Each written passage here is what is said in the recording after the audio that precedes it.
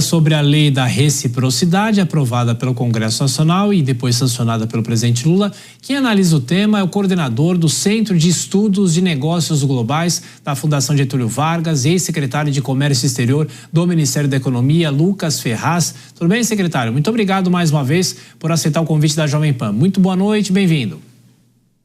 Boa noite, Tiago. Prazer estar aqui com vocês. Prazer é nosso.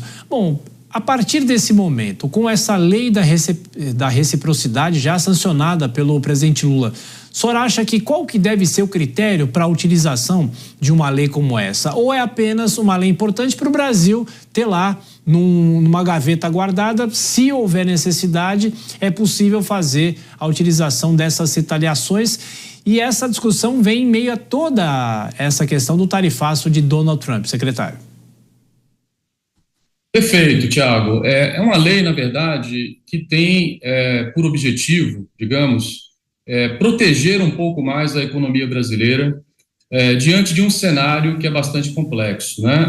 É importante lembrar que essa lei ela não foi criada necessariamente para retaliar os Estados Unidos, retaliar as ações, né, nesse momento que estão sendo implementadas pelo governo americano. Ela tem como pano de fundo, na verdade, o próprio projeto, né, chamado Green Deal europeu lá atrás, né, a lei antidesmatamento, né, a questão do CBAM, que era o mecanismo de ajuste de carbono na fronteira. Então, a raiz da lei, na verdade, ela tem o pano de fundo dela no agro, né, e tinha como alvo principal a Europa. No momento que você tem uma guerra comercial no mundo, e no momento que o presidente Trump toma medidas que ferem diretamente, né, talvez com mais ênfase ainda que a questão, né, do pacote ambiental europeu, as regras de comércio, fere princípios basilares da OMC, como o princípio da nação mais favorecida, ou seja, o princípio da não discriminação, ou seja, essa história de você cobrar uma tarifa diferente para cada país, isso evidentemente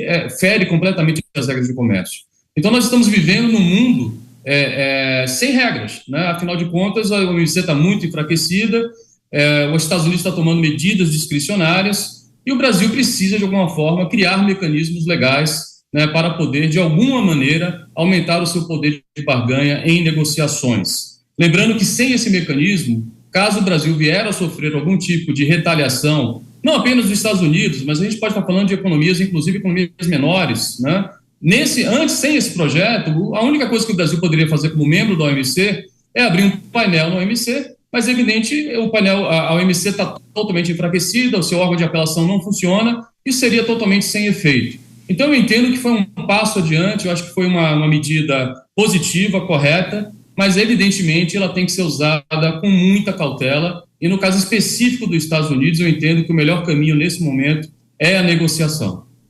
Professor, vou chamar a Maria de Carli, nossa comentarista, que faz a próxima pergunta. Maria. Oi, professor, boa noite, um prazer estar aqui com você hoje. A minha pergunta é mais genérica mesmo. Como é que o senhor avalia os próximos passos do Trump? Você acha que ele vai permanecer com essa possível, essa atual, essa pausa que ele deu de 90 dias? Você acha que ele vai prolongar essa pausa ou ele vai tender a vir com mais força, ser mais incisivo na sua questão com as tarifas dos países? E com relação à China, ele vai continuar com essa postura mais dura ou ele vai também flexibilizar? Como é que você enxerga isso de maneira geral? Olha, realmente a situação agora é uma situação de mais incerteza, né? Quer dizer, apesar da guerra comercial, de certa forma, ter se arrefecido, né? Quer dizer, o Trump ele havia anunciado as tarifas recíprocas, né, no dia 2, e logo depois, né, por conta da pressão enorme que ele sofreu do setor privado, digamos, até um racha dentro da sua própria equipe, né, uma discussão ali entre o próprio Elon Musk e o Peter Navarro, quer dizer, um desentendimento, né, no chamado inner circle do próprio presidente. Tudo isso contribuiu, essa pressão enorme, para o presidente retroceder, né? E tirar as tarifas, digamos, exorbitantes que foram colocadas em vários países, inclusive países aliados históricos, né, como o caso da União Europeia, Japão, Coreia do Sul, mas manteve as tarifas contra a China, né? Diferente do que aconteceu no Trump 1, dessa vez a China agora não pediu negociação, né? A China é a segunda maior economia do mundo, é o maior produtor de bens manufaturados, né, produz aí 35%, né, dos produtos manufaturados no mundo, é um grande produtor de uma série, né, de produtos importantes, sobretudo para a questão da transição energética. Enfim, a China hoje deixou de ser aquele país que exportava quinquilharias, né? A gente está falando hoje de um país que exporta produtos, né, de alto valor agregado, altamente integrado em cadeias globais, né, de produção. Então a China pagou para ver, né, dobrou a aposta, e hoje você tem basicamente uma relação entre China e Estados Unidos que alcançou aquilo que os economistas chamam de tarifa proibitiva, né? Os Estados Unidos está com uma tarifa de 145% contra os produtos chineses, e a China aplicou uma tarifa de 125%. Isso basicamente significa que ficou inviável transacionar entre essas duas economias, né? O final disso é difícil prever, né? Agora, o que pode ser dito é o seguinte: não me parece claro, quando o presidente Trump fala que ele tem 70 países querendo negociar com os Estados Unidos, que de fato isso vai ser bem sucedido. Até por uma questão física, né? Quer dizer, é impossível você conseguir travar negociações com 70 países ao mesmo tempo. Não tem nem equipe para isso, né? Para você conseguir fazer isso de uma forma, digamos, eficiente, minimamente eficiente. E, além de tudo, não me parece claro que há uma predisposição dos Estados Unidos a baixar as suas tarifas. O que me parece que os Estados Unidos quer é que os outros países baixem as suas tarifas e os Estados Unidos mantenha, né, o seu status quo, o que também complica muito uma negociação. Então, eu acho que a gente vai, para os próximos dias, aí, até pelo menos pelos próximos 90 dias, ainda tem muita volatilidade, né, tem muito vai e vem, e fica difícil prever o cenário. Agora, certamente o que nós estamos presenciando é uma trava dos investimentos, né, porque fica muito difícil você ter previsibilidade para conseguir investir num cenário como esse. Com essas tarifas entre China e Estados Unidos, que são dois países muito importantes, sobretudo nas chamadas cadeias de suprimentos internacionais, nas cadeias globais de valor, tudo isso vai causar uma desorganização ainda maior nesse sistema, certamente impactando preços, né, e causando perda de bem-estar global e perda de crescimento. O professor, é muito precipitado fazer a leitura que muitos analistas fizeram desde o início dessa confusão tarifária no planeta, de que o Brasil pode ser beneficiado justamente com o comércio para a China, outros mercados podem ser beneficiados, até a leitura de que o acordo entre o Mercosul e a União Europeia pode sair mais rápido do papel, se é que um dia vai sair, apesar de todas as discussões e resistências internas no bloco europeu, como o da França. O senhor acredita que o momento pode favorecer o Brasil ou é muito chute ainda? Não se sabe o que vai acontecer? Bom, é um cenário complexo, né? É difícil realmente a gente conseguir prever com certeza, com exatidão, aquilo que vai acontecer. O que a gente pode dizer nesse momento é o seguinte: olha, quando o Trump anunciou as suas tarifas recíprocas, o Brasil, de certa forma, não ficou tão ruim, porque o Brasil ficou com 10% de tarifa de importação, quando competidores importantes do Brasil no mercado americano, como a própria União Europeia, né, como o próprio Japão, Coreia do Sul, enfim, outros países, a própria China, né, ficaram com tarifas muito maiores. Então, a competitividade relativa do Brasil naquele cenário não era ruim, muito pelo contrário, o Brasil ficou bem na fita, e vamos lembrar que os Estados Unidos é o maior destino da exportação de produtos industriais brasileiros. Ano passado nós exportamos 32 bilhões de dólares para a economia americana, e a expectativa era que o Brasil pudesse, inclusive, exportar mais produtos industriais, né, para os Estados Unidos nesse cenário, né? Também com a questão da guerra entre China e Estados Unidos, o Brasil poderia ter mais espaço, digamos, para exportar commodities agrícolas, como a soja, né, para o mercado chinês.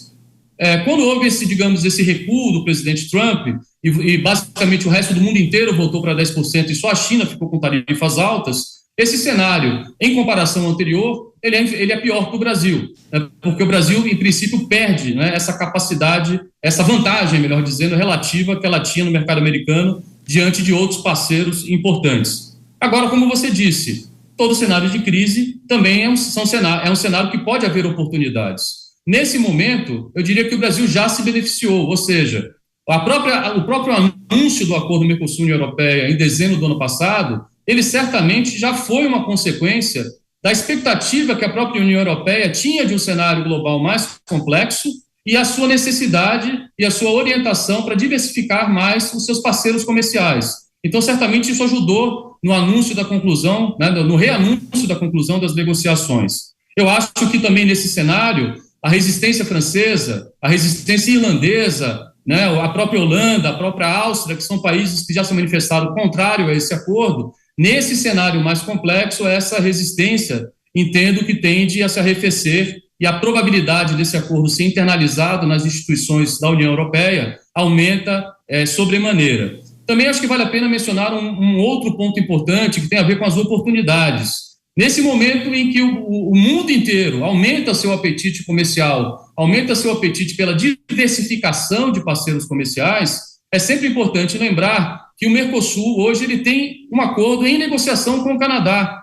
O Brasil também tem acordos em negociação com o México, né? O Brasil hoje comercializa mais de 50% da sua pauta comercial com a Ásia. E nós ainda somos muito tímidos no que tange a acordos comerciais no continente asiático, que é o continente hoje mais dinâmico. Então, a gente está falando de países como Índia, a gente está falando de países como Japão, como países como Vietnã, que o Brasil poderia, nesse momento, aproveitar esse cenário complexo de maior apetite por negociações e tentar aumentar a sua inserção internacional por meio do Mercosul.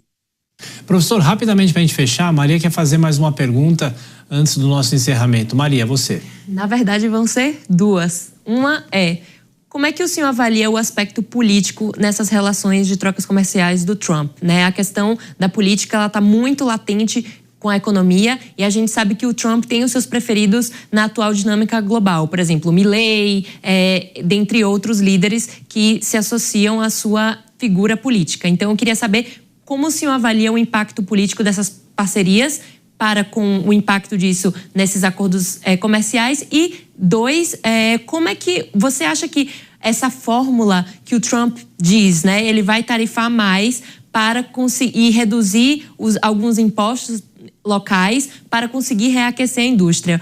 O senhor vê com otimismo essa fórmula que o Trump defende para o reaquecimento da indústria norte-americana? Olha, é evidente que o Trump tem um alinhamento político maior, né, com a Argentina do que com o Brasil nesse momento. Acho que isso não é nenhuma novidade.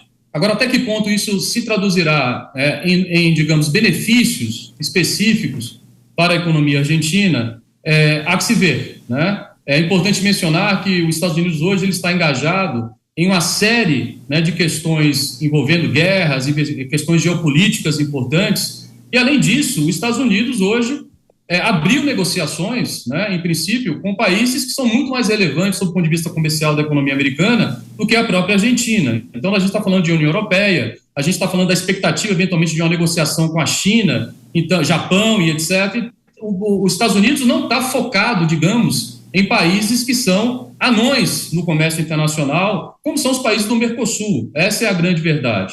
Agora, se essas políticas vão trazer os empregos industriais de volta para a economia americana, vão ajudar de alguma forma a combater a desigualdade social, que é importante que se diga, vem aumentando nos Estados Unidos, pelo menos desde a década de 60, e o que eu quero dizer com isso, a questão da perda de desemprego, da perda de emprego industrial, a questão do aumento da desigualdade, que são questões importantes nos Estados Unidos, questões, digamos, sensíveis sob o ponto de vista político e social, isso vem acontecendo muito antes da China ter entrado no mercado internacional e, portanto, isso de alguma forma relativiza o impacto da globalização no que vem acontecendo. A evidência que a gente tem das políticas protecionistas do Trump 1 foram muito ruins, né? Elas não trouxeram os empregos na manufatura, como o Trump esperava, muito pelo contrário, a cada vaga que foi criada no setor siderúrgico, que foi o setor protegido à época, 2 foram perdidas nos elos ajusantes que compravam, né, esses produtos que ficaram mais caros, setor automobilístico, setor construção civil, máquinas e equipamentos. Houve retaliação, então isso também prejudicou a indústria americana, que teve queda de exportação até da ordem de 8%, segundo alguns estudos. E o Trump agora, nesse momento, ele dobra essa aposta